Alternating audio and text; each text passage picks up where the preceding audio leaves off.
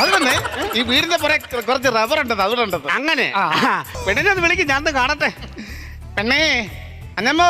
തുടങ്ങി അടുക്കളയിൽ നിൽക്കുമ്പോ ഉമ്മർത്ത് വരണം, ഉമ്മർത്ത് പോകുമ്പോ അടുക്കളയിൽ പോണം. ആരാ വന്നിരിക്കുന്ന നോക്കിയടി. അയ്യോ ഇതാരാന്നേ? വേവിച്ചനാ. എന്നാ പ്ലേറ്റ് എടുക്കട്ടെ. എന്താ വേവിച്ചാന്ന് പറഞ്ഞു. പറഞ്ഞേ ഇതെന്റെ കൂട്ടുകാരൻ വേവിച്ചനാന്ന്. നമസ്കാരം ഉണ്ട് കേട്ടോ. 3 മക്കളാ മൊത്തം. മൂത്ത മകൾ മൂന്നാറില ലീല. മൂന്നാറ് തേയിലല്ലേ? കൊച്ചിന്റെ പേരാണ് ലീല. അവളെ എവിടാ കെട്ടിച്ചത്? രണ്ടാമത്തെ മകൾ പാടത്താ. അവളെന്തോ കൊക്കായിരുന്നു. പത്തനാപുരത്തിനടുത്ത് പാടം, അവിടാണ് കെട്ടിച്ചത്. പക്ഷെ ഈ മൂന്നാമത്തെ മോക്കെ കല്യാണമൊന്നും ആയില്ല. അവള് കാരണം വാതിൽ തുറക്കാൻ വയ്യ. എന്താ തട്ടി നിൽക്കുവാ, പുറ നിറഞ്ഞു നിൽക്കുവല്ലേ.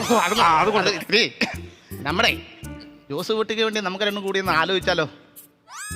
എന്നാ ഞാൻ 2 ഗ്ലാസ് കാപ്പി എടുത്തോണ്ട് വരട്ടെ. എടുക്ക്. ഇത്രയും നേരമായി വന്നിട്ട് ഇപ്പഴാ കാപ്പിയുടെ കാര്യം മിണ്ടുന്നത്. ഇവിടെ വെറുതെ കളയാൻ പാലില്ലേ, പ്രയോജനമുള്ള കാര്യം ഇപ്പഴല്ലേ.